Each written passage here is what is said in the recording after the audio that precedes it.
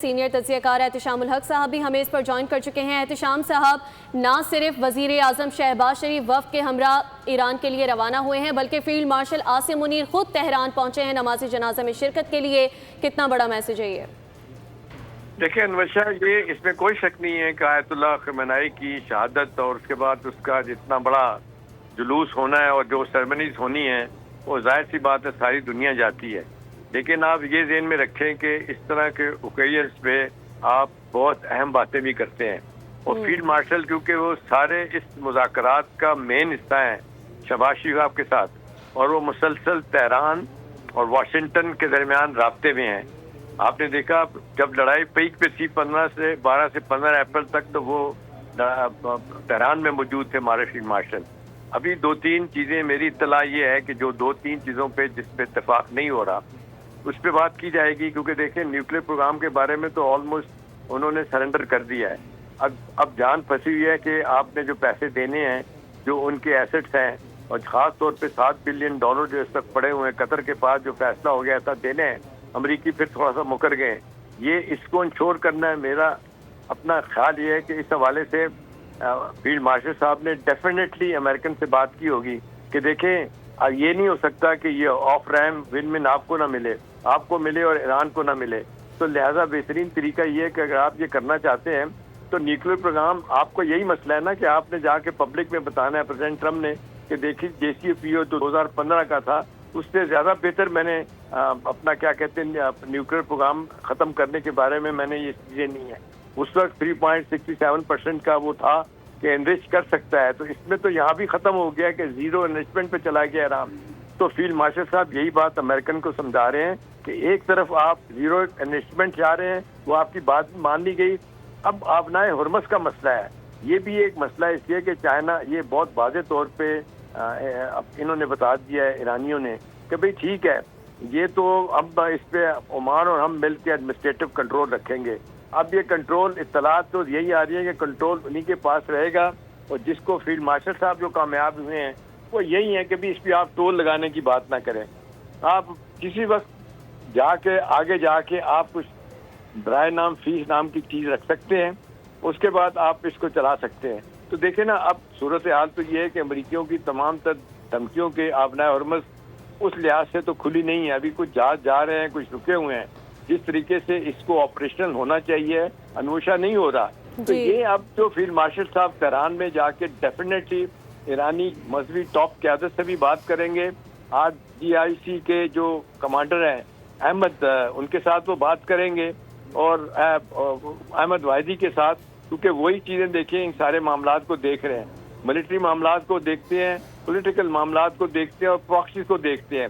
तो हमारे field marshal ने पहले भी कन्विंस किया था। अब अमरीकियों का एक पैगाम होगा मेरे ख्याल में कि ठीक है जी, आपने कंसीड कर दी है इस पे न्यूक्लियर पे, हम जो है ना आपके एसेट पे रिलीज करवाते हैं और आबनाए हुर्मस को खुलवा देते हैं।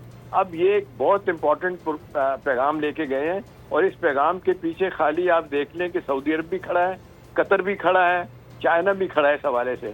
तो अब ये लास्ट एक एफर्ट है कि अब ये जो पाकिस्तान ने एक MOU साइन करवा दिया है, अब टेक्निकल सतह पे बातचीत हो रही है 60 दिनों में, तो ये मसला ख़त्म कर दिया जाए, और ये छोटे मोटे जो हमले एक दूसरे पे किए जाते हैं उससे फिर जो बातचीत का मामला बीच में रुक जाता है।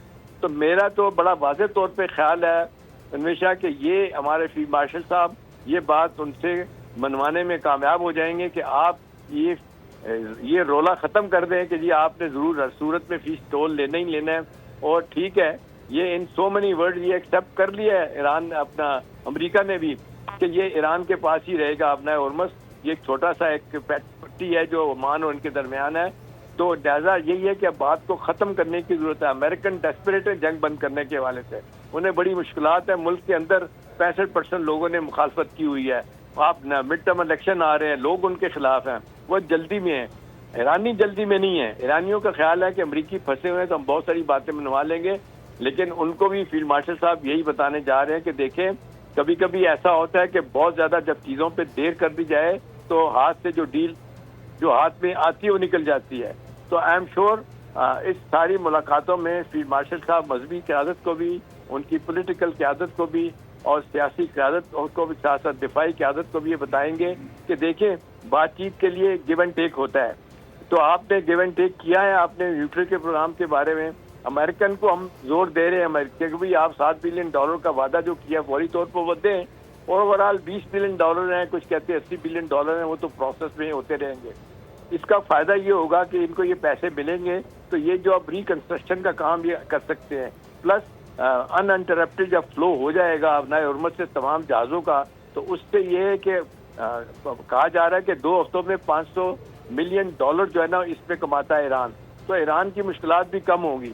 तो उम्मीद तो यही है कि फील्ड मार्शल साहब कन्विंस करेंगे, और मेरा ख्याल है जो एजेंडा लेके गए हैं वो उसमें कामयाब होते नजर आ रहे हैं, और बड़ी हद तक उनको वो समझाने में कामयाब हो जाएंगे कि इस स्टेज पे जबकि MOU साइन हो चुका है और बड़े 3 मुल्कों ने बैठ के, आपने भी साइन किया, उसके बाद अमेरिका ने भी जनीवा में साइन किया, पाकिस्तान ने भी साइन किया, इसके बारे में कहा जा रहा था कि इसको वहाँ पे यूनाइटेड नेशन की सिक्योरिटी काउंसिल में जाके इसको रेटिफाई करवा लिया जाए।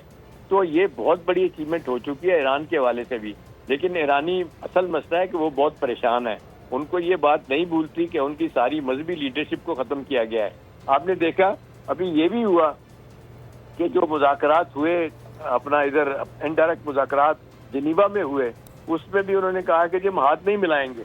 अब ये भी देखना, वो कहते हैं कि हमारे इतने लोगों को मारा गया, वो जहाज पे आते हैं, वो ये 167 जहाज का नाम रखा गया है। वो 167 का मतलब है वो बच्चियां, स्कूल की बच्चियां जिनकी शहादत हुई थी, इनको बम मार के मारा गया था, वो भूले नहीं है।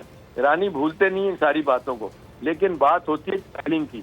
हम जिस तरीके से पाकिस्तान प्रेसिडेंट ट्रम्प को ये बताने की कोशिश कर रहा है और बाकी लोगों को कोशिश कर रहा है कि भाई देखें, इस वक्त आपने जो बहुत सारी चीजें हमने ईरान से मनवाई थी, आप उसको खराब कर रहे हैं।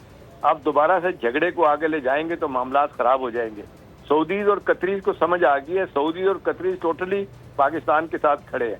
अब UAE को भी समझ आ गई है। कल की खबर यही है कि वो भी सॉरी करके पीछे हटे हैं, वो भी पाकिस्तानियों से बात कर रहे हैं कि जी बताएं आपकी मुश्किलात कहाँ, हमने इन्वेस्टमेंट करनी है, क्या होगा।